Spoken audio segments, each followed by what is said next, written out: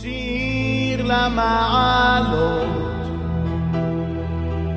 אשא עיניי אל ההרים, מאין יבוא עזרי.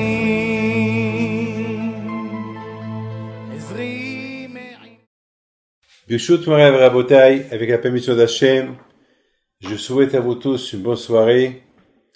Bon, ce soir, c'est la Hilula du Rabbi de Lubavitch, Alva Shalom, que son mérite soit avec vous tous. Et ce soir, Be'ez Hachem, nous allons voyager au Maroc et en Tunisie pour pèleriner les grandes tzadikim. Comme vous savez que nous traversons des moments que presque on s'est habitué au corona. C'est comme quelqu'un qui a la grave maladie et il s'habitue à la grave maladie. Au départ, il est très très très peureux et après il s'adapte à sa maladie. Mais nous n'avons pas le droit de s'adapter à cette maladie du corona parce que nous avons des enfants, on veut vivre, on a des petits-enfants. Et on n'a pas le droit de s'adapter. Alors, qu'est-ce qu'il faut faire? Bien sûr, il faut prier. C'est vrai, ça fait maintenant 3 mois et demi que je suis à la maison. Je porte toujours les djellabot. Djellaba, ça m'a ramené un peu à Essaouira, lorsque je voyais tout le monde avec la djellaba. Je suis sorti presque de cette idée du costume et du chapeau. Mais je prie à Kadosh Baruch Hu que je remets mes costumes et je puisse retourner encore à la synagogue une autre fois. Parce qu'on commence à voir qu'ici, par exemple, en Israël, il y a une remontée encore du corona. Ce virus, il n'a pas été encore exterminé complètement et que Dieu préserve. Je ne veux même pas vous dire ce que ici en Israël, il prévoit. Mais sachez, on a la confiance en Dieu et la confiance aussi dans les conseils que Misrad Abriut y donne. Et voilà. Mais il y a beaucoup de gens que ça y est, ils croient que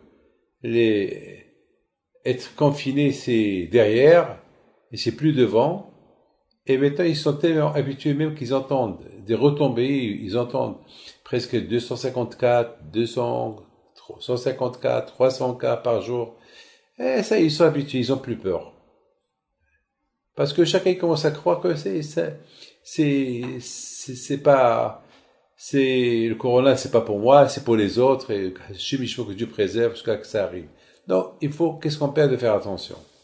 Celui qui veut vivre, il faut qu'il fasse attention. La Torah, il dit, vous savez qu'il y a une halakha qui est sortie en Israël, des grands poskim, que même monter au Sefer Torah, il faut le masque.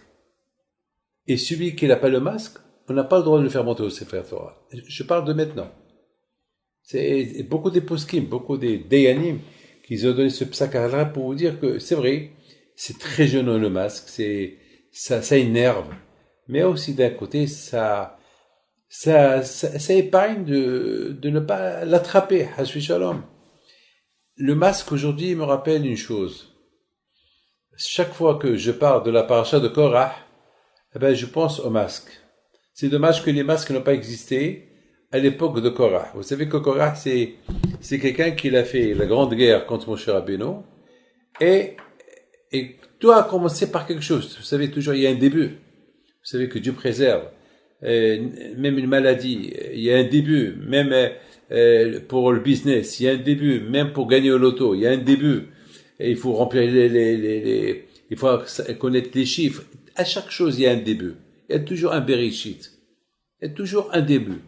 On a beau dire que Korah est un tzaddik, on a beau dire que Korah est un prophète, il a vu que Shmuel Hanavi, il allait sortir de lui. On a beau dire plein de choses. On a beau dire que Korah, il était parmi ceux qui levaient l'arche de l'alliance. On a beau dire Korah, c'était un homme merveilleux. Il était l'homme le plus riche du monde. Il a trouvé les trésors du pharaon. Ces fameux trésors que Yosef Hatzadik, il a récolté en vendant la nourriture au monde entier. Vous imaginez quelle richesse colossale il avait Korah. Je me rappelle au Maroc, on disait Maman Korah, l'argent de Korah. Alors on parlait de quelqu'un qui est riche, qui est extrêmement riche, on dit celui-là il a Maman Korah, il a l'argent de Korah. Mais t'as beau dire l'argent de Korah, mais on peut même pas estimer l'argent qu'il avait Korah. On peut, à tel point que je vous dis quelque chose, écoutez bien. Il y avait, Yosef, il a caché 3 trésors dans différents endroits. C'était pour Paro. Parce que Paro, il faisait confiance qu'à Yosef. Il a dit à Yosef, voilà, ces 3 trésors, tu me les gardes. Mais malheureusement, Yosef Hatzadik, il est mort jeune. Il n'est pas mort vieux. Il est mort rien que très jeune, pas aussi vieux que ses parents. Et je pense qu'il avait 110 ans. C'est rien du tout par rapport à l'époque. Il vivait 140, 150, 160 ans, 175 ans. Les Juifs vivaient à l'époque.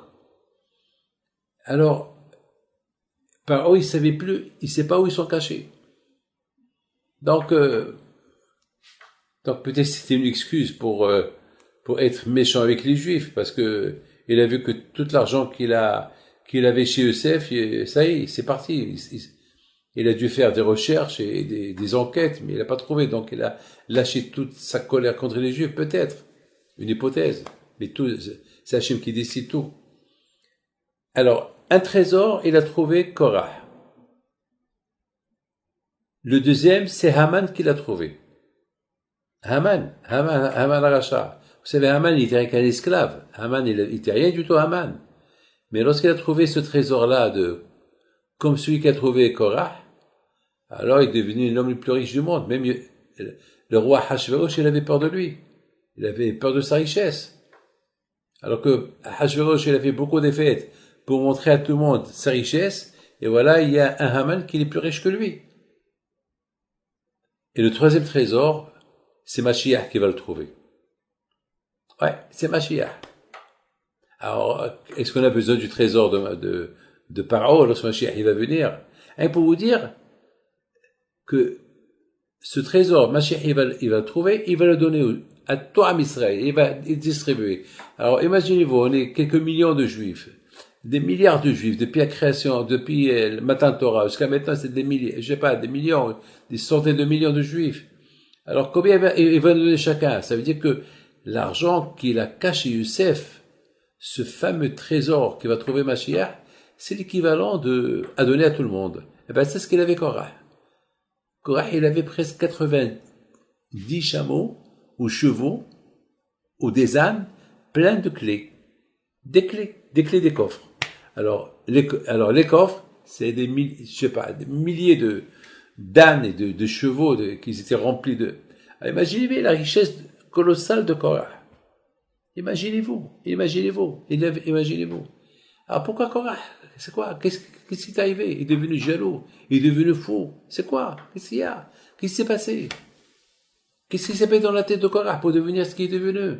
Il est prophète. Il avait une grande position dans la tribu de Lévi. En plus, tout le monde le respecte. Et d'ailleurs, regardez, lorsqu'il il a réussi à réunir tous les Juifs et les mettre contre Moshe Rabbeinu. Ça veut dire qu'il était un homme important. Ça veut dire qu'il était quelqu'un il avait l'influence. Il était un bon parleur. Il savait parler. Bam. Alors, qu'est-ce qui s'est passé dans la tête de Korah? Il était prophète. Il a vu dans sa tête, dans sa prophétie, que le Shmuel Hanavi, le prophète Shmuel, il allait sortir de lui. Alors, Korah, qu'est-ce qui s'est passé? Il y a toujours un début, un début. Mes amis, il faut savoir une chose que nos Hachamim disent. Kin at sofrim tarbe chokhma. On a le droit d'être jaloux. On a le droit d'être jaloux d'un rabbin qu'il est tzaddik. On veut être comme lui. On a le droit d'être jaloux de quelqu'un qui vient tout le temps à la synagogue, qui se réveille tôt, pour pouvoir être comme lui. Moi, je suis jaloux de celui-là, il se réveille chaque matin. Moi aussi, il faut que je me lève. Alors là, c'est une jalousie. Il y a ce qu'on appelle une bonne jalousie, il y a une mauvaise jalousie. Quelqu'un qui lâche une voiture, t'as pas le droit d'être jaloux de lui. Oui, pourquoi il a eu l'argent, et il en veut. Et pourquoi la jalousie, elle crée la haine.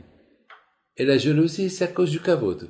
Toujours, c'est pourquoi celui-là, on lui fait les honneurs, et pourquoi pas moi, pourquoi lui, et après, voilà. Après, c'est la haine, la jalousie. C'est tout un ensemble. C'est comme un bouquet de fleurs. Un bouquet de fleurs avec toutes sortes de fleurs. Eh ben, les midot raot, à tel point que Chachamim dit, Hakin'a, ve'agava, ve'akavod, motzi'et adam me'olam.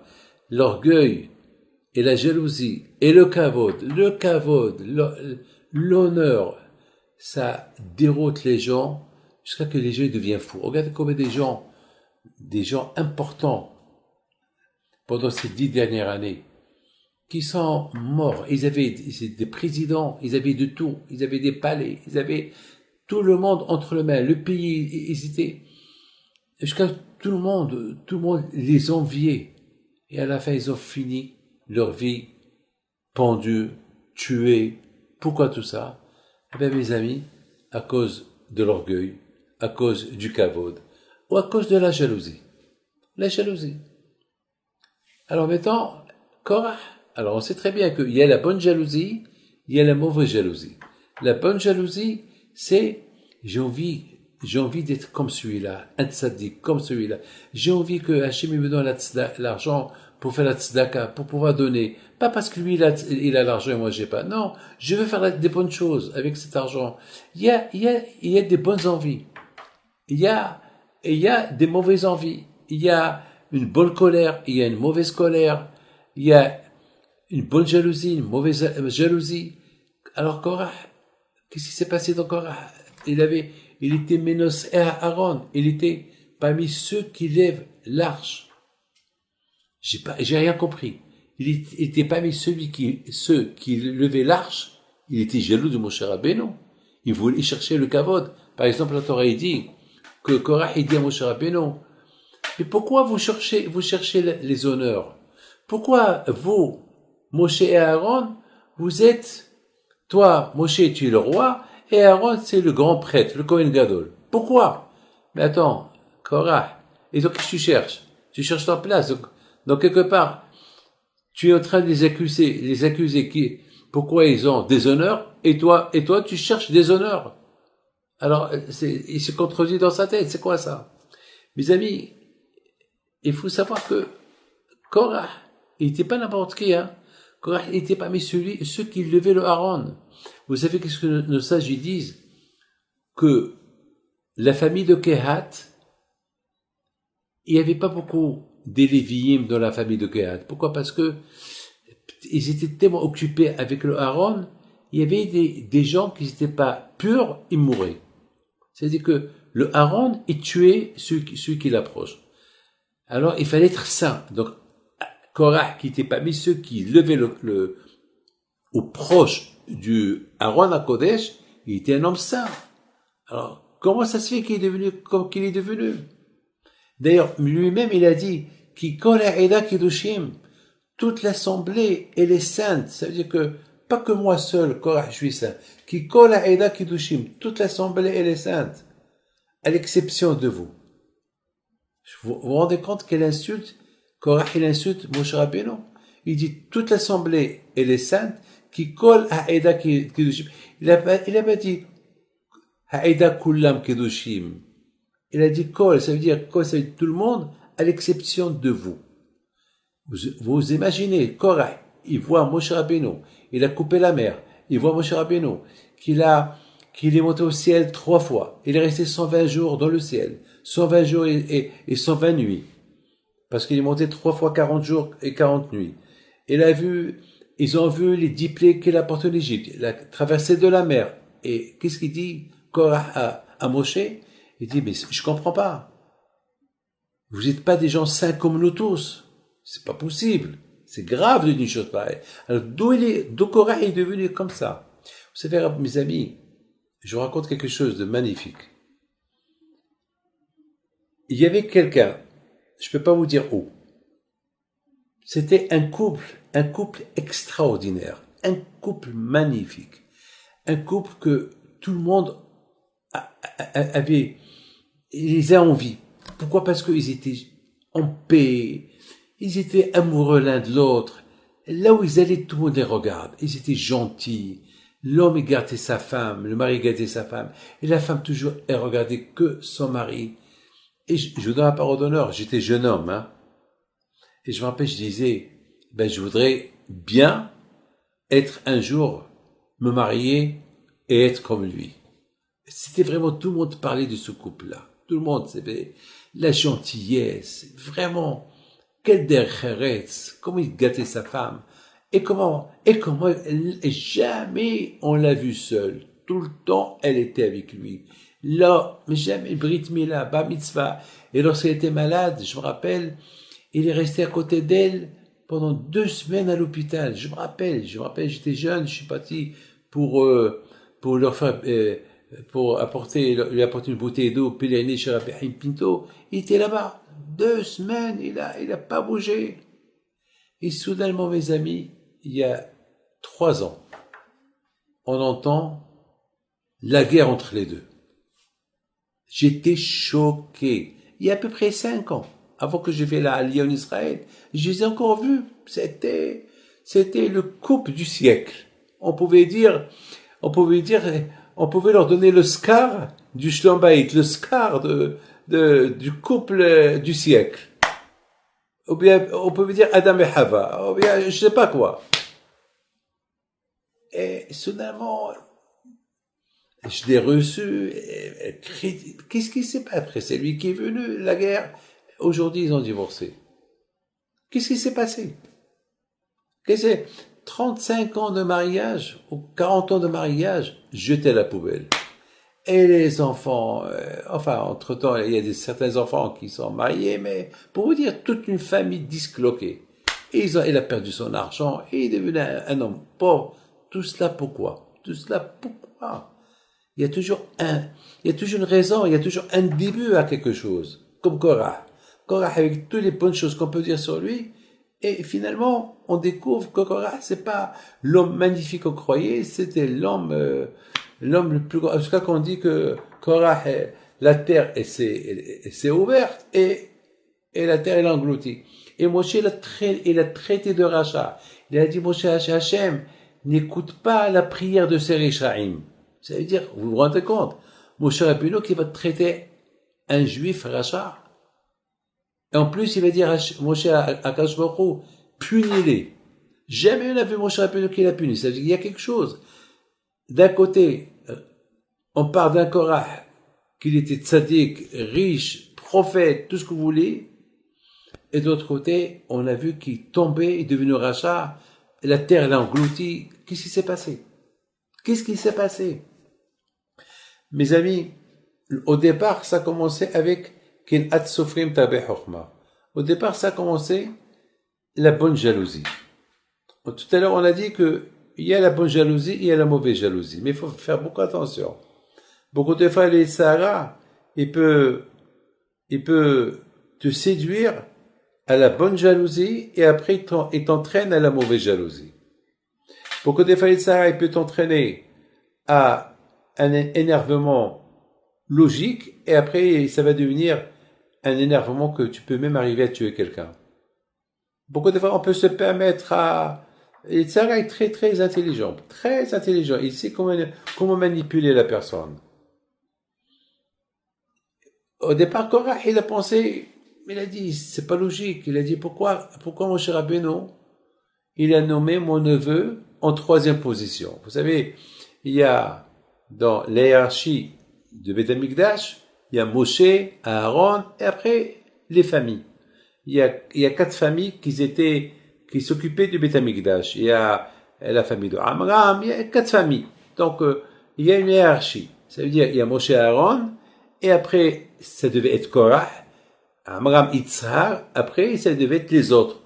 Alors maintenant, Korah, ici, il a dit, pourquoi? Bon, je comprends Moshe, Aaron, qui sont les premiers dans la hiérarchie. Très bien. Alors après, ça devait être moi. Alors pourquoi Moshe et Aaron, ils ont nommé quelqu'un d'autre à ma place? Et moi, je suis en une autre position. Pourquoi? Donc c'est normal. Il avait cet argument. Argument de hiérarchie. Vous savez, en Angleterre, le royaume, vous savez, il y a aujourd'hui le prince Charles dans la hiérarchie après la reine Elisabeth, il y a la reine Elisabeth, le prince Charles, après c'est son fils, il y a après vous savez il y a ce qu'on appelle la hiérarchie. Bon, il y a un des frères il a quitté la hiérarchie du royaume britannique. Bon, ben il y a alors là aussi les Havdil, il y a ce qu'on appelle la hiérarchie. Le premier, le deuxième, le troisième. Alors il a dit pourquoi Moshe et Aaron ils m'ont pas nommé moi le troisième. Donc c'est une mais il était un peu jaloux de Elitsaphan. Elitsaphan, c'est lui qui a pris la troisième position. Donc, un peu, mais c'est une jalousie qu'elle est normale. C'est une jalousie, on pouvait dire qu'elle est sainte. Oui, c'est une bonne jalousie. Pourquoi pas?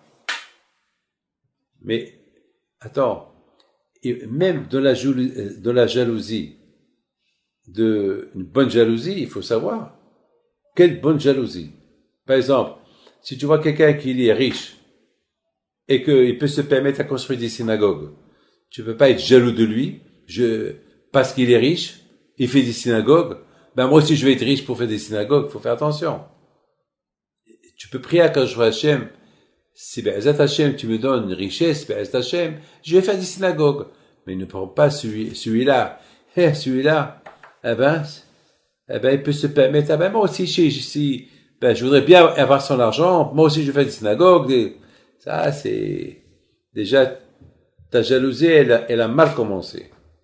Il faut beaucoup faire attention. Donc, la Korah est un tzaddik, mais il a mal commencé. Sa jalousie, elle n'était pas justifiée. Parce que c'est Hachem qui a voulu que, en troisième position, c'est Elitsaphan. C'est tout. Que je suis en train de te casser la tête, Korah. Mais ça a tourné la tête de Korah. Oui, pourquoi, Korah? Tu es riche, milliardaire. Est-ce que tu mérites que tu es riche? Non.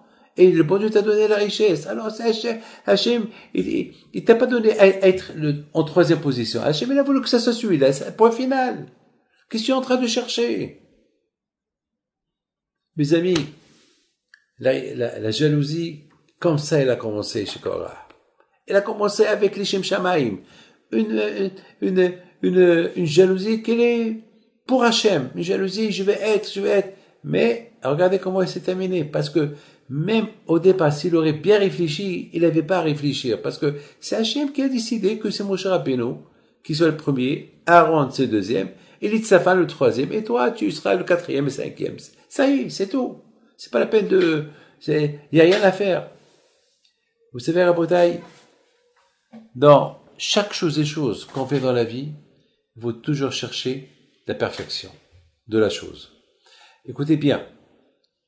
Vous savez que pour acquérir la Torah, il faut 48 façons. Il faut réparer 48 façons. Ne croyez pas que c'est facile. Vous les trouvez dans le Pekavot. Demandez à votre rabbin qui vous les explique. Il y a 48 façons pour être un bon juif dans la Torah. 48. Et parmi ces 48 façons, c'est quoi?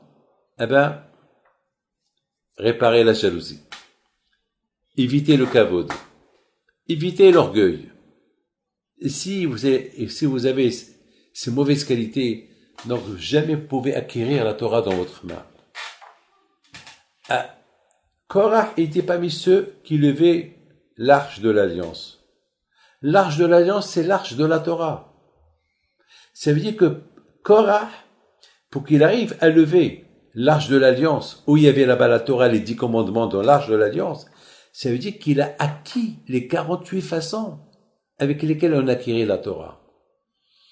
Mais le fait que Hachem il a choisi à être parmi ceux qui lèvent le Sefer Torah, l'arche de l'alliance, ça veut dire qu'Akadosh Baruch Hu voulait que Korah, il travaille encore plus sur la jalousie, sur la kin'a, sur la kavod. Sinon, vous savez, beaucoup de fois, la Gemara dit une chose. Comment David Pinto, moi je veux savoir pourquoi je suis venu dans ce monde-là. Comment je veux savoir? Dis-moi, comment je veux savoir? Comment je veux savoir que je suis parfait? Ça, jamais je le saurai. Tant que je suis vivant, Il faut toujours chercher la perfection. Mais comment je vais savoir pourquoi je suis venu ici? Eh ben, la Gemara, il donne raison. Il dit, s'il y a une mitzvah que tu aimes faire, c'est pour cette mitzvah-là que tu es venu dans ce monde-là. Si un avéra, que tu as des tentations de jalousie, tentations de colère, tentations de s'énerver, donc tu es venu dans ce monde-là pour réparer ces qualités-là. Donc, Korah, il est venu dans ce monde-là pour réparer ses qualités. Donc, il devait se travailler. Au moment qu'il a commencé à voir, lui qui prenait l'arche de l'alliance, au moment qu'il a commencé à voir qu'il commençait à devenir jaloux, ça prouve qu'il est venu dans ce monde-là pour réparer cette jalousie. Et c'est pour ça que je lui ai donné à être parmi ceux qui lèvent l'arche de l'alliance pour bien que chaque fois qu'il voit l'arche de l'alliance, chaque fois qu'il voit la Torah, il faut que je répare les 48 façons pour laquelle on acquiert la Torah. Donc ça veut dire, quand je lui ai montré, je vous donne la parole d'honneur, il y a quelques temps, je vous le dis, j'ai pas honte de vous le dire. Ouais, je vous le dis. Ça s'est passé samedi dernier. Vendredi, il y a 2 vendredis. Je suis parti à Ashdod parce que c'était le Esguer de mon beau-père. C'était l'année de mon beau-père. Il est décédé le 20 Sivan. Donc, je suis parti avec ma femme. Et il y avait personne au cimetière. On est parti à Ashdod. C'était ma deuxième sortie. Ça veut dire que je suis parti uniquement de la maison au cimetière, du cimetière à la maison, à Ra'anana. Et on disait là-bas un minyan. Et on était loin avec mon masque, tout, pour le caveau de mon beau-père. Et voilà, il y avait une femme. Elle a commencé à m'insulter. Elle m'a insulté toutes les insultes du monde. Vous pouvez pas imaginer, comme ça. Alors, il y avait ma femme à côté. Il y avait des gens à côté. Non seulement, c'est la première fois et c'est la deuxième fois qu'elle me fait ça. Je sais pas. Et chez mon père. Et je me rappelle, il y a 4 mois, avant le confinement, je dis, comment tu m'insultes comme ça devant la tombe de mon père et de ma mère? Elle m'a dit, oui, je les connais. Et elle m'insulte. À un moment donné, je lui dis, parce que tu m'insultes, que ça se retourne sur elle. Et encore, elle continue à m'insulter.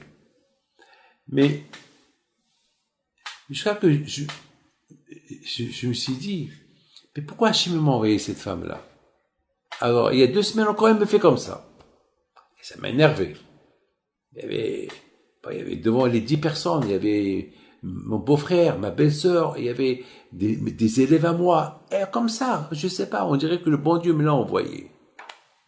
Encore une fois, je lui dis, toutes les insultes que tu m'insultes, parce que elle est vieille, elle a presque 90 ans. Moi, je suis encore, je vais faire ma 70 ans la semaine prochaine. Alors, qu'est-ce que je reçois là? Je viens pédaler mon père, ma mère, la pauvre, mon beau-père, et voilà ce que je reçois. Alors après, sur le chemin, j'avais un peu, donc mon frère, Rabbi Haïm, il m'appelle. Il m'a dit, pareil, j'ai entendu, il m'a dit, Rabbi David, c'est rien du tout. Tu sais que lorsqu'on nous fait honte de ce monde-là, on a une longue vie. Lorsqu'on nous fait honte de ce monde-là, dans l'autre monde, on nous pardonne les fautes. Et bébé, c'est ce qu'il dit le Gaon Mivina. Le Gaon Mivina, il dit, celui qui reçoit des hontes, et surtout en public des gens, le bon Dieu lui pardonne toutes ses fautes, il a Gan Eden. Alors, Bémet, j'ai eu de la peine, j'ai dit, pourquoi je lui ai répondu? Pourquoi je lui ai dit, il fallait que je me tais. Donc, je me suis dit dans ma tête, peut-être je suis venu dans ce monde-là pour ne pas répondre. Si quelqu'un me fait du mal, il faut pas que je réponde. Il y a beaucoup de fois, je dis à mes enfants, mais papa, pourquoi tu es comme ça, il faut répondre, Je dis, ne vous mêlez pas. Si Hachem a voulu que celui-là il est contre moi, celui-là il est contre moi, celui-là il part de moi, c'est Hachem qui a voulu. Peut-être je suis venu dans ce monde-là que pour ça. Donc pour moi, Korah, il est venu dans ce monde-là pour réparer l'orgueil, pour réparer le gava, la kina et la jalousie. Et malheureusement, il a échoué. Vous savez, je voudrais vous dire une chose. J'ai vu dans ma tête ce corona-là qui tourne. Puis voilà, il a commencé par la Chine, Il est venu en Europe, il est parti en Afrique, il est venu au Moyen-Orient, et l'Asie, et il tourne, il va en Amérique, il fait ravage en Argentine, il fait ravage au Brésil, au Mexique, partout. Qu'est-ce qui se passe maintenant? Il retourne encore en Israël, encore, il retourne, bon.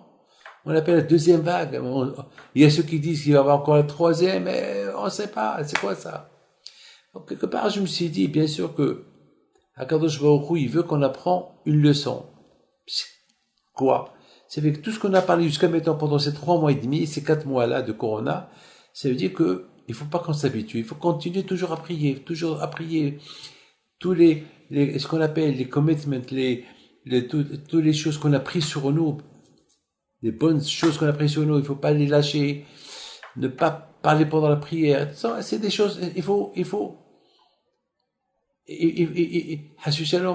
pas qu'il y a une vague après une vague, et voilà, on a passé la première vague, c'est ça que tout commence à se réduire encore, la vague elle retourne encore, et ça m'a rappelé quelque chose de magnifique que je vais vous dire. Imaginez-vous, Rabotai, mes amis, vous êtes dans la plage, et vous voyez les vagues, vous voyez de loin des grosses vagues, vous voyez au moins 4 ou 5 vagues, vous voyez la première, elle échoue, après il y a la deuxième, elle échoue, la troisième, elle échoue. Vous savez, mes amis, chaque vague que vous voyez arriver, elle dit, moi je vais être plus forte que l'autre. Si la première, elle a échoué, moi je vais réussir. Et c'est comme ça chaque vague. Et à la fin, chaque vague qu'elle arrive, c'est des milliers de vagues par jour, et chaque vague qu'elle arrive au large, avec le sable, elle disparaît. C'est ce qu'il dit David Ameler. Gvul samta bale avoron, bal yashuvon lechasot haaretz. Chaque vague, elle veut détruire le monde. Chaque vague, elle veut détruire le monde. Chaque vague, elle dit, moi, allez, ça suffit. Vous voyez la vague, elle commence à devenir grosse, comme un tsunami, même le tsunami de 11 mètres, et à la fin, après, il retourne. Qu'est-ce qui s'est passé? Parce que chaque vague, elle veut avaler, elle veut faire noyer le monde. Mais Akadosh Baruch Hu, elle a créé le sable. Le sable, c'est la frontière. Et de loin, la vague, elle voit le sable. Mais qu'est-ce qu'elle dit la vague? Non, je vais dépasser ce sable-là. Je vais dépasser. Et à la fin, elle se réduit, jusqu'à que tu la vois. Elle est partie. Mes amis, il faut savoir une chose. N'oubliez pas une chose. Chaque vague, vous savez que Rabbi Akiva alav shalom était dans le bateau. Le bateau, il a échoué. Il s'est noyé. Et Baruch Hashem, Rabbi Akiva, il arrive au large vivant. Et ils ont dit, Hachamim au Beit HaMidrash. Mais tout le monde est mort. Mais tout le monde est parti. Tout le monde. Comment tu as réussi à vivre les vagues? Tu as vécu la tempête. Comment tu as vécu? Ils ont dit ça à Rabbi Akiva. Il leur a dit, Baruch Hashem, il y avait un daf. Il y avait, un daf, ça veut dire, il y avait un morceau de bois. Un morceau de bois du bateau. Et je suis accroché. C'est tout. Et chaque fois qu'il venait une vague, j'abaissais la tête, jusqu'à que la vague est passée. Et jusqu'à que je suis arrivé. J'ai pas tenu tête à la vague. Parce que si je tiens tête à la vague, la vague, elle va me faire tomber. Alors, j'abaissais la tête, donc la vague est montée, et me traversait la tête. La bataille, lorsque on arrive, que on perd un peu du kavod, un peu les honneurs, on ne nous fait pas les honneurs, abaisse la tête. Cette vague, elle va passer. Après, tu vas être content. Oh là là, beaucoup de fois, tu vas recevoir un coup de chez ta femme. Elle va t'insulter. Ou bien c'est toi qui vas insulter sa mère. Et la femme est sautée. Elle va passer cette vague. Eh ben, elle a gagné. Elle a gagné. Elle a super gagné. Parce que beaucoup de fois, un peu de colère, ça amène au divorce. Il faut toujours baisser la tête. On t'a manqué le kavod, baisse la tête. On on te prend comme un exemplaire pour avoir l'orgueil sur ton dos, baisse la tête. Tu baisses la tête et tu sortiras gagnant dans l'affaire. Si Korah, il aurait baissé un peu la tête, eh ben, il aurait sorti gagnant dans l'affaire. Peut-être Akadosh Baruch Hu, il aurait pu le nommer Kohen Gadol après. Who knows? Qui sait? Qui sait? Donc, à Botaï, il faut savoir que tout ce que Hachem il est fait pour le bien. On ne peut pas contester ce que Hachem il fait. Vous savez, à Botaï, qu'est-ce que Hachamim disent? On va acquérir la Torah uniquement lorsqu'on s'éloigne du kavod. On s'éloigne des mauvaises midot. Alors, on peut acquérir la Torah. Tout à l'heure, on va pèleriner. Rabbi Yitzhak Taib Lomet, alav shalom. Il était un grand tzaddik. Un grand tzaddik. Une fois, il y avait une Brit Mila. Et lui, parce qu'il a perdu ses écrits, vous savez que Rabbi Yitzhak Taib Lomet, son origine, c'est du Maroc. Et du Maroc, il est venu en Tunisie. Alors, pour vous, les Tunisiens, vous nous avez pris un Marocain, d'accord? Ne croyez pas que vous avez pris... Bon, son origine, c'est du Maroc. Je me suis bien renseigné. Et du Maroc, il est parti en Tunisie. Et vous l'avez eu. Mais c'est pour ça, nous, les Marocains, on le vénère aussi. Donc, à Botaï, vous avez aussi à côté de Rabbi Yitzhak Taib Lomet, il y avait aussi Rabbi David Ben Attar. Aussi, c'est un Marocain, hein. Donc, vous nous avez pris un deuxième Marocain. C'est pas grave, on vous le laisse. Mais on se partage. Et pendant qu'il y avait cette Brit Mila, il y avait une Brit Mila, lui, il a perdu une fois, et c'est pour ça, lui, il buvait beaucoup. Pourquoi il buvait beaucoup? Parce que pour oublier la souffrance des écrits qu'ils ont brûlés. Ces écrits à lui, ils ont brûlé. Alors, il y avait une Brit Mila, il leur a dit, apportez-moi un peu de bocha jusqu'à que tout le monde vienne. Et entre-temps, il a bu, il s'est endormi. Et voilà, tout le monde est là, le sandak, ça devait être Yitzhak Taib Lomet, mais il dort. Il pouvait pas le réveiller. Ils attendent. Il y avait là-bas un grand tzaddik. Je peux pas vous dire qui c'est ce tzaddik-là. Il leur a dit, mais qu'est-ce que vous faites là? Mais il y a un avis, il est là. C'est-à-dire que ce tzaddik-là, il a vu, il y a un avis. Ils ont dit, mais attends, mais Rabbi Yitzhak, il dort. Il leur a dit, quoi, il dort? Ben, qui dort? Il faut faire la Brit Mila, il y a un avis, il est là. Ils ont fait la Brit Mila. Rabbi Yitzhak Taib Lomet, il se réveille, il voit tout le monde qui mange. Il leur a dit, allez, la Brit Mila. Ils ont dit, la Brit Mila, quelle Brit Mila? C'est, on l'a fait. Comment vous avez fait? Vous m'avez pas entendu? Attendu, j'étais là.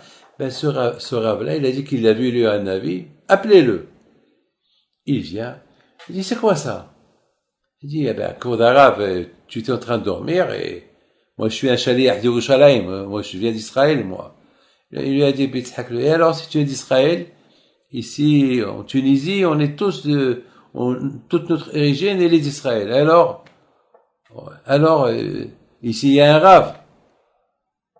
Oui, mais il y a un avis. Pour le Kabbalah, il y a un avis. Qu'est-ce qu'il lui dit, Yitzhak Lomet, Taib Lomet? Il dit, eh ben, il y a un avis, il a l'habitude de m'attendre.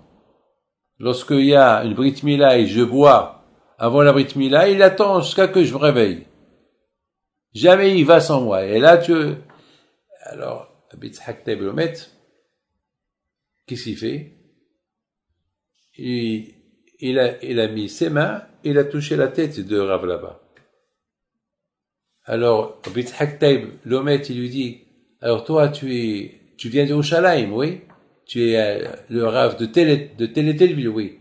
Je vais te demander une question. Je vais voir si tu peux me la répondre. Oui, pose. Il pose une question et l'autre, il savait même pas répondre. Il pose une autre question, il savait pas répondre. Une troisième question, il savait pas répondre. Je dis, alors quoi? Même le bébé, il peut me répondre à ces questions-là. Comment tu réponds pas? Toi qui es perturbé, il y a un habit, à cause de toi, il m'a pas attendu. Tu l'as renvoyé de la maison. Kvodara, pardon. Excuse-moi. J'ai mal fait. Je sais que si j'ai tout perdu, parce que tu m'as fait oublier toute la Torah. Je te demande Mehila. Et pardonne-moi. Je recommence plus. Maintenant, je sais qui vous êtes. Et Rabbi Yitzhak Taib Lomet, il a mis ses mains dans sa tête, et toute la Torah elle est retournée. Vous allez me dire quoi? Rabbi Yitzhak Taïb, il cherche le kavod? Non. Il cherche le kavod d'Hachem. Parce que il était le rave de la Kehillah. Et si Hashu Shalom, quelqu'un qui vient d'ailleurs et il va lui manquer le respect, donc c'est toute la Kehillah qui va lui manquer le respect. Donc, il faut qu'il cherche le respect d'Hachem. Il a fallu que c'est comme Moshe Rabbeinu. Moshe Rabbeinu, tant que Korah il était contre lui, il a accepté.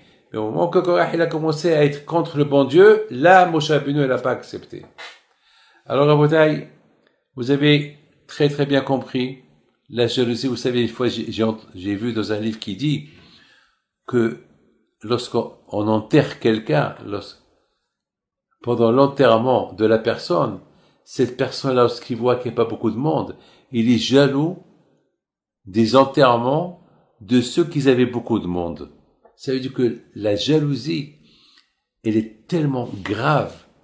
À cette époque, Hachamim me disent que celui qui est jaloux, lorsqu'il meurt, ses os, ils pourrissent. Ils disparaissent, ils pourrissent. Parce que toute sa vie, beaucoup des fois on l'a trouvé, il y a beaucoup de tzadikim qu'on a apportés de la Tunisie, en Israël, qui sont enterrés en Israël, ils ont trouvé leur corps intact. Intact. Il y a aussi du Maroc. Ils ont trouvé des corps intacts. Il y a aussi des tzadikim qu'ils ont apportés de d'autres villes, qu'ils ont trouvés intacts. Ou bien les ossements intacts. Même après des milliers d'années, des centaines et des centaines d'années. Parce que celui qui n'est pas jaloux, son corps il reste intact. C'est ça, mes amis. Donc maintenant, Rabotai, on va partir au Maroc. Rabbi Ephraim, Rabbi Raphaël Nkawa alav shalom. C'était un grand tzaddik, Rabbi Raphaël Nkawa. C'était le rave de Rabat Salé. Rabat, c'est la capitale du Maroc.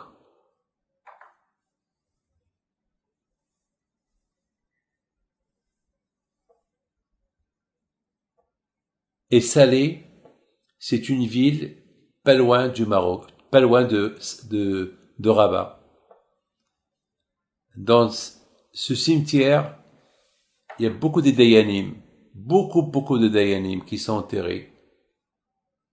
Il y a beaucoup de grands rabbanim qui sont enterrés dans ce cimetière. Il y a notamment une très belle synagogue qu'ils ont construite il y a une vingtaine d'années. Il y avait l'ancienne, mais ils ont construit une autre belle synagogue, la voilà, très belle synagogue. Les gens y viennent, il y a une salle de fête aussi, pour les Saoudot. Voilà, Brouchim Abbaim, et voilà la tombe du grand tzaddik, Rabbi Raphaël Nkawa. Il a vécu il y a une centaine d'années, à l'époque de mon grand-père, Rabbi Haïm Pinto. Et voilà sa tombe. On était là-bas il y a quelques années. 2-3 fois, je suis parti là. Je suis venu ici pèleriner. On l'appelle Rabbi Raphaël Hamalach. Rabbi Raphaël l'ange. Il était le Rosh Abidin de tout le Maroc. Tous les grands rabbanim, ceux qui décidaient la halakha, c'était lui le roi de la halakha, le roi pour trancher. Voilà tous les noms que nous avons reçus de chez vous. Ils sont là. Voilà, ils sont là. C'est un zchut de venir pèleriner ce tzaddik, il est là, enterré à Rabat Salé. Rabbi Haïm Pito, mon grand-père, lorsqu'il était Rabba Saleh était hébergé chez Rabbi Raphaël Nkawa. C'est ce que j'ai entendu de mes oncles, Rabbi Raphaël et Rabbi Meir Pinto. Alors, je les ai vus il y a une quarantaine d'années. Et Rabbi Raphaël Nkawa, il a fait un grand caveau, il a demandé une beracha. Est-ce qu'on peut passer, s'il vous plaît?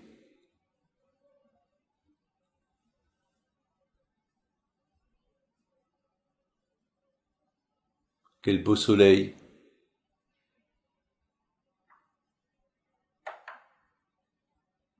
Voilà la bougie, la lumière. Pour vous, priez. Il y a toujours là-bas le noir des bougies que les juifs, ils viennent allumer. Il y a même des musulmans qui viennent allumer des bougies. Et voilà encore, toujours, je cherche le soleil, toujours. Beauté. On dit toujours l'œil du cyclone. Eh ben, moi, j'appelle ça l'œil de la lumière.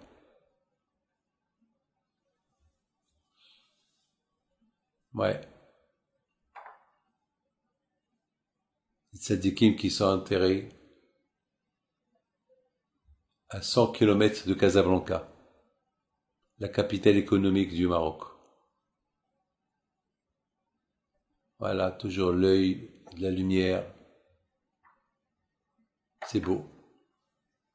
Voilà. Et Hachem, il est le roi des rois, au-delà de là. Et de là, Be'ezat Hachem, on va être en live. Oh, c'est beau. Avec la Tunisie, pèleriner les grandes tzadikim. Nous sommes dans le mois de Tammuz. Ce soir, c'est l'Eilula du Rabbi de Lubavitch. Que son zérout soit avec vous tous. Il a beaucoup œuvré pour le judaïsme tunisien, marocain. Voilà, mes amis, on est en Tunisie, en live. Voilà, vous êtes la tombe de Rabbi Haim Taïb Lomet, alav shalom. Il était un grand Mikoubal, un grand tzaddik. Vous savez, mes amis, que il y a une femme qui est venue me voir, elle était la petite fille de Rabbi Haim Taïb Lomet. Elle est venue là, elle a pris une photo. Et lorsque cette histoire que je raconte, elle date au moins de 25 ans. 25 ans, j'étais à Paris. Elle était toute en pleurs, en pleurs et en peur. Elle me montre la photo, me dit, je ne comprends pas, j'étais dans la tombe, sur la tombe de mon grand-père, Rabbi Taïb Lomet, et j'ai pris la photo, et voilà ce qui s'est passé. Lorsque j'ai développé la photo, elle était à l'envers. Comment est-ce possible? À cette époque-là, il n'y avait pas encore la technologie des appareils photo. Et là, personne, même le photographe, n'a pas compris. Personne n'a rien compris. Alors je lui dis, peut-être ton grand-père, il veut que tu fasses tes teshuva. Peut-être que ton grand-père, il veut que tu fasses tes teshuva. Eh bien, elle a fait une grande teshuva. Et il est reparti avec son appareil. Elle a pris une photo encore. Et la photo est sortie normale. Donc elle a compris que c'est son grand-père qui voulait qu'elle fasse teshuva. Alors vous avez bien vu, c'est écrit Lomet. Est-ce que vous avez entendu quelqu'un qui s'appelle Lomet, il n'est pas mort? Eh ben, c'est parce que lorsqu'ils l'ont enterré, ils ont fait comment ça s'appelle, la tombe, le marbre, et ils ont écrit Rab Haïtaïb Met, ça veut dire il est mort. Alors, dans la nuit, il est venu, Rabbi Haim Taïb Lomet, il est venu dans le rêve à ce monsieur-là qu'il a écrit là, il lui a dit, si tu laisses le mot Met sur ma tombe, je te tue. Moi, je suis pas mort, moi, je suis vivant. Alors, qu'est-ce qu'ils ont décidé, les grands rabbanim? Ils ont décidé d'ajouter Rab Haïtaïb Lo. Lo, ça veut dire, il n'est pas mort. Parce qu'au début, ils ont écrit Rab Hai Taib Met. Alors là, ils ont ajouté l'eau.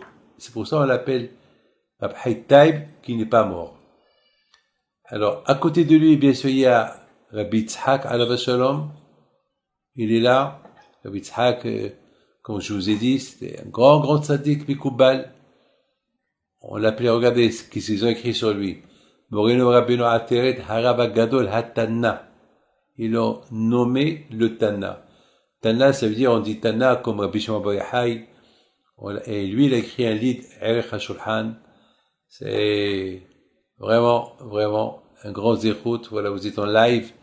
Vous êtes en train de pèleriner Rabbi Yitzhak Taib alav shalom.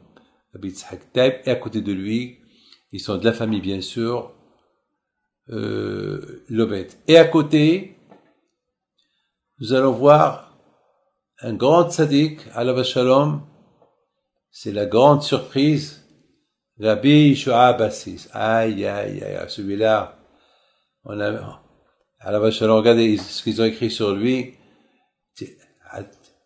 mamash, ils ont écrit sur le Moreno Rabbeinu Atet Roshenu, Rabbi Yeshua Bassis, alav shalom.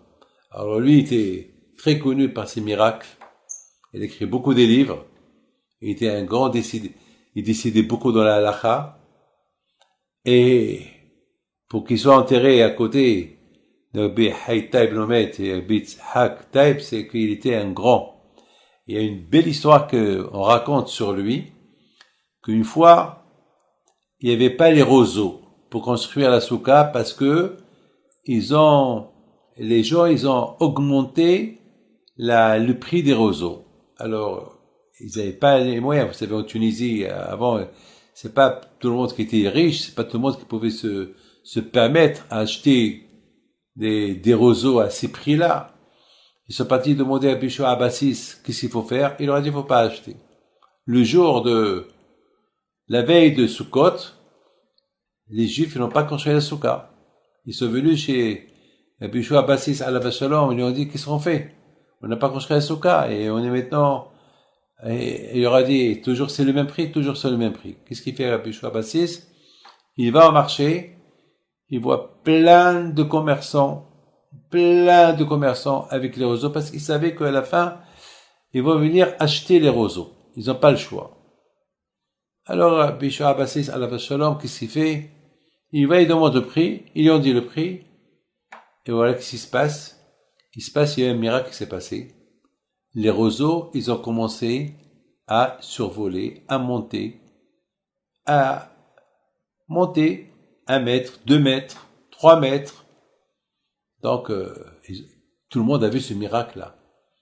Il y avait le roi. De roi, il est sorti pour prendre un peu d'air, il voit des roseaux, comme ça, plein des milliers de roseaux, comme ça, qui flottent dans le ciel, comme ça. Qu'est-ce qui se passe? Il savait pas, vite il est sorti pour aller de près voir ce qui se passe. C'est des choses qu'on peut pas voir. Il voit un monde fou. Et Bishua Bassis, debout en train de voir. Et le roi, il arrive. Le roi, qu'est-ce qui se passe? Et ils ont dit, voilà ce qui s'est passé. Et qu'est-ce qu'il fait? Le roi, il dit, Bishua, je sais, vous êtes un grand, mais je ne pouvais pas imaginer que vous pouvez faire. Mais qu'est-ce qui se passe? Il a dit, voilà. Ils savent que on doit construire la soukha, et chaque année, le prix c'est tel, et aujourd'hui, ils ont triplé 10 fois plus le prix pour. Alors, il a dit, mais vous êtes des fous? Vous faites ça? Chez moi, ça peut pas se passer comme ça. Le roi demande pardon. Rabbi Yeshua Bassis a dit, ramenez les roseaux et prenez-les gratuits. Il a dit non, on les paye. Ils peuvent même gagner un peu plus, mais pas à ces prix. Et c'est de là le grand miracle de Rabbi Yeshua Bassis alav shalom. Et maintenant, on va aller voir que son écoute soit avec vous tous, Be'ezat Hashem. Maintenant, on va aller voir un grand tzaddik, Rabbi Abraham Cohen, très connu. Très connu. Il a écrit beaucoup de livres. Il s'appelle Baal Mishmerot Kehuna. Mishmerot Kehuna. À l'époque, les tzadikim tunisiens, ils avaient un mérite. Pourquoi? Parce que l'Italie n'était pas loin. Donc, ils pouvaient aller imprimer leurs livres en Italie. Pas comme les Marocains, qui n'avaient pas d'imprimerie. Et c'est pas tous les tzadikim marocains qui ont eu le zikhout. Même Rabbi Himpito le Grand, il n'y a pas eu le zikhout de voir ses livres, ses écrits sortir, malheureusement. Mais les tzadikim tunisiens, ils ont eu le zikhout d'écrire beaucoup de livres, et on connaît beaucoup de Torah comme aujourd'hui. Il y a Alav Shalom, le grand Gaon, et le Rav Mazouz, et tous ces tzadikim-là de la famille Khalfon, Rav Boughi, Alav Shalom, et tous ces tzadikim-là. Et maintenant, Rabotai, on va aller à un autre grand tzadik en Tunisie, et on dit merci beaucoup à celui-là, ce monsieur, qu'il est en train de filmer, seul au cimetière de Tunis. Et voilà la grande surprise. Ce tzaddik-là, c'est Rabbi David Ben Attar. Voilà, un grand tzaddik il faut savoir que la plupart de tous ces tzaddikim qu'on appelle maintenant, avant, ils étaient enterrés dans l'ancien cimetière que, malheureusement, ils devaient le détruire. Donc, ils ont apporté tous les ossements de tous ces gars, même à Bitzhak Taïb Lomet. Donc, ils ont apporté leurs ossements, bien sûr, c'était des grands tzadikim qui ont fait ça. Et voilà, Rabotai, ils les ont enterrés dans ce cimetière de Tunisie. Là, c'est Rabbi David Ben Attar. Son origine, c'est aussi du baroque. Mais on vous l'a donné. Voilà, il vous appartient maintenant. Mais il appartient à tout à Israël, là où ils sont. Et maintenant, mes amis, il y a un autre tzaddik que on va aller pèleriner maintenant.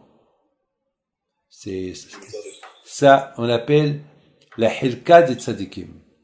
Ça, c'est le territoire des grands tzaddikim. L'Arabie Abraham Hajjaj al-Bashar, grand tzaddik. Très, très, très connu, Rabbi Abraham al-Bashar, très connu, avec les écrits qu'il a écrits. Et là aussi, Rabotai, un grand tzaddik, Rabbi Yitzhak HaKohen, al-Bashar, Majhor al-Bashar, que son mérite soit avec vous, al-Bashar. On l'appelle Morel Rabbeinu Ateret Rosheno. Vous voyez, tous ces grands tzaddikim-là, on les appelle Morel Rabbeinu Ateret, c'est-à-dire la couronne de la terre, Corona. Ateret, c'est la Corona. Voilà, la Corona, si Dieu veut, ces tzaddikim-là, ils vont faire disparaître la Corona, si Dieu veut. Et là, vous avez un grand tzaddik aussi, Bishlomo Shemama, et Alav Shalom, et Abraham Kassintin Alav Shalom, qui sont enterrés là, Alav Shalom, que leur mérite soit avec nous. Il y a encore un autre tzaddik ici, qu'on va appeler maintenant, voilà, c'est très connu, très très connu, Alav Shalom, c'est Abinatan Bougel Alav Shalom. Là aussi, on l'appelle Tif'artenu, notre Tif'eret, Ateret Rosheno, Rabbi Ateret Rosheno, Rabbi Nathan Bougel Alav Shalom, qu'il était un grand tzaddik comme Rabbi Raphaël Nkawa qui décidait des halachot, et dans beaucoup des livres on le rapporte. Il est rapporté dans beaucoup des livres des lois qui le rapportent. Il donne ce qu'il pense. Voilà, Rabotai, je pense qu'il y a encore Rabbi Lombroso Alav Shalom. Il est là, Rabbi Yitzhak Lombroso Alav Shalom. On l'appelle Hacham Hashem Kolel Anav. Il était humble. Il cherchait pas le kavod. Hamzake et Arabim. C'est quoi Hamzake et Arabim? Il faisait il rendait beaucoup de gens dans la Teshuvah. C'est pas facile de rendre les gens dans la Teshuvah. C'est très très dur. Et lui, il était Anab, parce que, en général, lorsqu'on donne un cours de Torah, on voit des milliers de personnes qui viennent nous écouter, et ça nous prend à la tête. Mais lui, Alav Shalom, il était Anav. Voilà, Rabotai, vous êtes en train de pèleriner, on va retourner chez Rabbi Haim Taïb Lomet. Si ça ne vous dérange pas, si on peut se mettre entre les deux tombeaux de Bitzhak et de Rabbi Haim Taïb Lomet, entre les deux. Voilà, maintenant, je vous donne le temps à vous tous de prier. Voilà, de prier entre-temps, je fais un misement de Télim, chez la Ma'alot et Sa'ina el Harim, Aïna wa Ezem Adonai, Otsi Sham Ba'aretz, Aliten Amod Reglecha, Alim Shumecha, Ani Leanu, Lishan, Shume Israël, Adonai Shumecha, Adonai Silcha, Ali, Melecha, Yomam Shemesh, Lakeka, Ya'apel Adonai, Shmocha, Mokora, Ishmot, Ashra, Adonai, Ishmot, Tzetecha, Uecha, Me'ata, Ve'adolam. On a lu le 121, mettons le 120. Shema Ma'alot, El Adonai, Batsagatali, Karati, du verbe Corona, Vayaneni, Adonai Tzila Nafshi Mishfat Sekem Milashon Rimia Maiten Lecha Oma Yusef Lach Lashon Rimia Hitsigi Boshunim Im Gahali Ritami Oyali Kigati Mishkhanti Im Olekeda Rabash Khana Nafshi Misoni Shalom Ani Shalom Vichi Adabe Mal Milhama. On va lire maintenant le 100. On a lu 120, on a lu 120, 121. Maintenant on va lire le 20. Mizmor 20. C'est لم للسياح مزمور داوود يعنخ أدوناي بيوم ساغاي شجبخ شميل يعقوب شلح إزخا مكودش مسيون سعديكا سوكم الحوت خول أتخد دشنسلا يتنخ جباب خلاص خيمة نغنى بشوات خوش ميلون الجدول ما لي أدوناي كم شوات خاتي يداتي كل شيء أدوناي مش يعني مش في كل شيء شيء منه إلا بريخي بيلي بسوسي ونحن مش مضنا إلهين نذكر هي ما كعو بنفعل ونحن كمنو أن تعدد أدوناي يشيع الملك يعاننو بيوم كوئنو Hachem, on dit Hachem au Shia, Hachem est pitié, Hachem répond, exauce. Hamelech Ya'anenu, Hachem, il va nous répondre, Biyom Ko'enu, le jour qu'on va l'appeler. Et le mot Ko'enu, c'est du verbe aussi Corona. Corona, Ko'enu, Corona. Ça veut dire qu'il va nous répondre. Jamais, dans aucune épidémie que nous avons eue depuis des milliers d'années, on n'a pas eu une épidémie qui fait comme ça le tour du monde. C'est de la folie. Elle fait le tour du monde et elle retourne. Et on dirait qu'elle veut pas s'arrêter. Alors nous, il faut qu'on l'arrête. Avec la prière, on va l'arrêter. Donc, Be'ez Hashem, Bisrout, toute cette équipe qu'on a pèleriné ce soir, au Maroc et en Tunisie, qu'Hachem, il vous protège à vous tous, qu'Hachem vous donne la santé, la bracha, la parnassa, Be'ez Hashem, et mercredi prochain, si Dieu veut, on est tous chez Rachel Imeno, notre maman, et il y aura aussi un autre grand tzaddik que je vous dirai pas tout de suite, je vous le dirai plus tard. On voudrait bien que Hachem il vous protège. Mettons tous, on va chanter un chant de Mashiach. Ani Mamin, Ani Mamin. אני מאמין באמונה שלמה בביאת המשיח בביאת המשיח אני מאמין ואף על פי שיתמהמה עם כל זאת אני מאמין, tous ensemble, אני מאמין, אני מאמין, אני מאמין, באמונה שלמה, בביאת המשיח, בביאת המשיח אני מאמין, ואף על פי שיתמהמה, עם כל זאת אני מאמין. רבי חיים טייב לא מת, עליו השלום, רבי יצחק טייב לא מת, זכרם לברכה.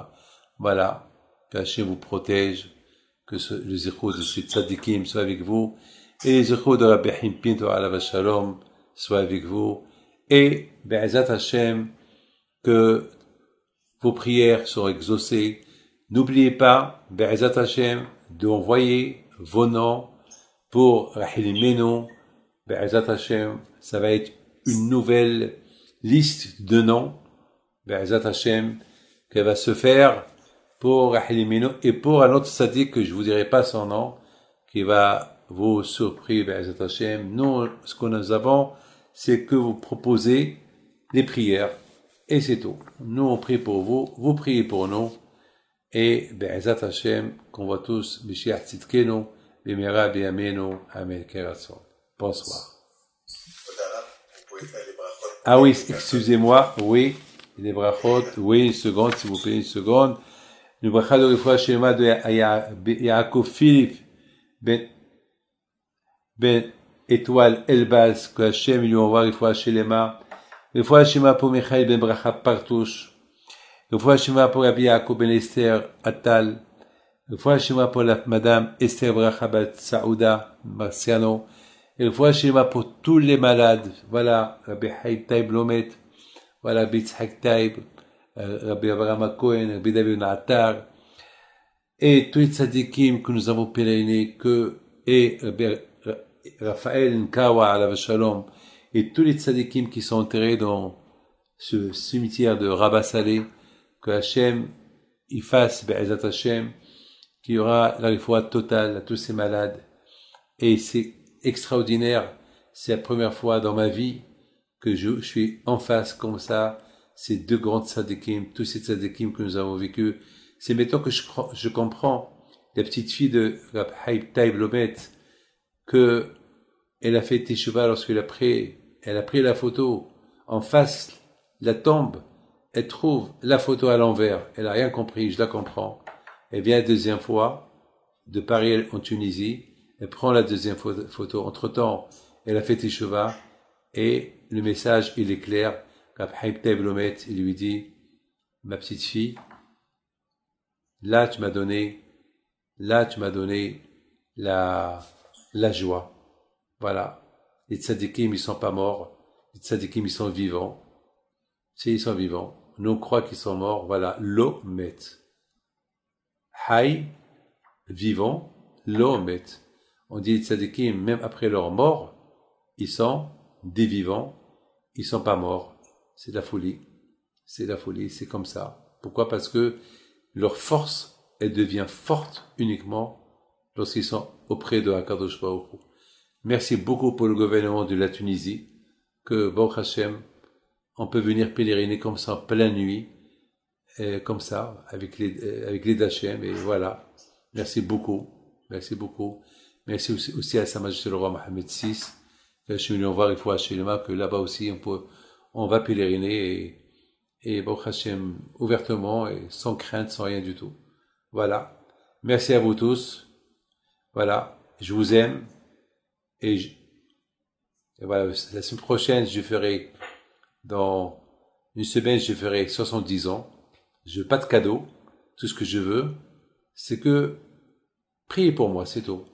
Et prenez une mitzvah, et faites-la pour la santé de tout Am Israël, la santé de tout le monde, du monde entier, nos frères musulmans, que le bon Dieu les protège et qu'on restera toujours frères. Voilà. Merci beaucoup. Voilà. Moi, le jour que je fêterai mes 70 ans, je prierai pour vous tous. Voilà. Merci beaucoup et à très bientôt.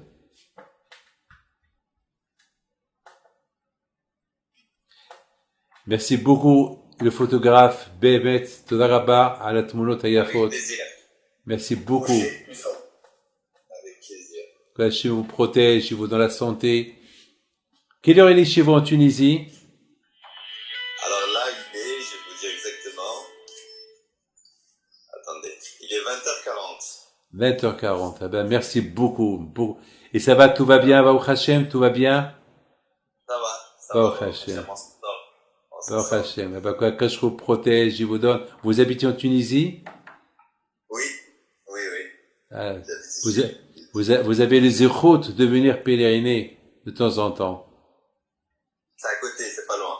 Ouais. Quel est votre prénom? Moshe. Moshe comment? Usan. Vous êtes marié? Encore. Alors, si Dieu veut, un beau mazal. Peut-être vous êtes fiancé, vous avez une kala, pas encore? Non, pas encore. Be'ezat Hashem, peut-être votre kala elle est en train de vous voir déjà. Si Dieu veut. Amen. Merci, c'est gentil. Allez, à très bientôt. Merci beaucoup. À bientôt. Au revoir. Est-ce que vous avez allumé une bougie? Je peux en allumer une. Ah, si ça vous dérange pas, ça me fait plaisir. Alors, je vais chercher des allumettes et je vais revenir allumer. Alors, on attend. Alors, attendez. On attend. Chercher. Voilà, on attend. On attend. On va en avoir pour 1-2 minutes. On attend. On attend. Et c'est important, la bougie. On attend. Voilà, c'est cette bougie-là qui va faire monter toutes les prières. C'est cette bougie-là, on est venu pour cette bougie.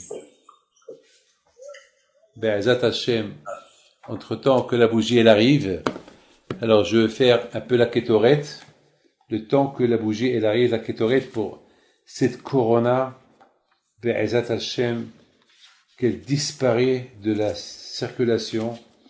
Je sais que mes enfants, Rabbi Moshe, Aaron Pinto, Rabbi Raphaël Meir Pinto, Rabbi Yoel, Rabbi Michael, vous êtes en train de voir que le bon Dieu vous protège, vous, vos femmes, vos enfants, et toute la famille, Be'ezat Hashem.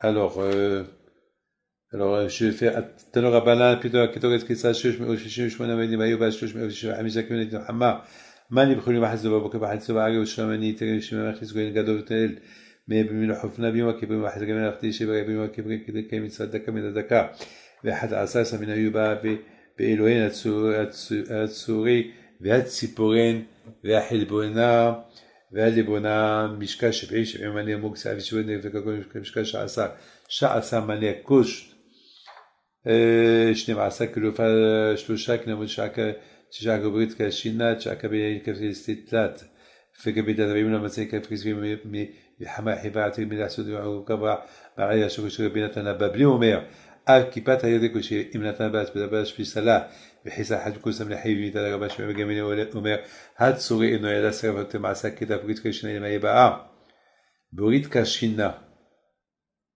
למה יבאה כדי שיפות בה את הציפור כשנה on lit la kétorette pour éliminer le corona. C'est une ségoula. كده يفوت بقى كده يشوف ده يتسبب كده شيء نا يعني كفريزين ما هو باقي شيء شو يتسبب كده شيء عزا فمراجعين في الله vous allumez 30 secondes, je vais changer. ouais ouais et là Je vais ramener la bougie. merci et là شيء مخلصين مراجعين بيقدرش من الكبوت تاني بنتان عمر entre-temps que j'ai la kétorette, priez. כששוחק ומהדק, היטב הדק ביז'קל לפסמים פתווה לחצי קשרה, ששואל לו שמענו המעבד הזה כדי כשחס וחיסה חד כוסם לחיים מיתה, נשמת הצדיק בחיטי בלומט, זיכרונו לברכה, avec cette flamme-là, בעזרת השם, ביצחק תאי בלומט, avec cette flamme-là, בעזרת השם, tous les prières vont monter au ciel. תני בכפר אחד שמשפיעים שונה יתבל שישים לחצי ותני בכפר אילו היו תבע כותו של דבש ואין אדם יכול על מאוד בלי החיים למד לעי בין דבש בישה התורה מה כחוסר וחודו ותלתים של אבנאי של אבנאי ולא סבוד מה נשגל וכסר לא נצפה שלנו בדבר עונה שעמין חיים וכנו ובלון חג'ו ישן כי מהעולם וכשנים קדמו נהיות בזכות תוצי צדיקים לה הקדוש ברוך הוא יבודון אבוטוס ברכה והצלחה בריאות הגוף, כן הרצון, פרנסה טובה. Merci beaucoup, בעזרת השם, un bon mazal, une bonne parnassa si Dieu veut. Merci beaucoup. אדוני ישמור צאתך ובואך מעתה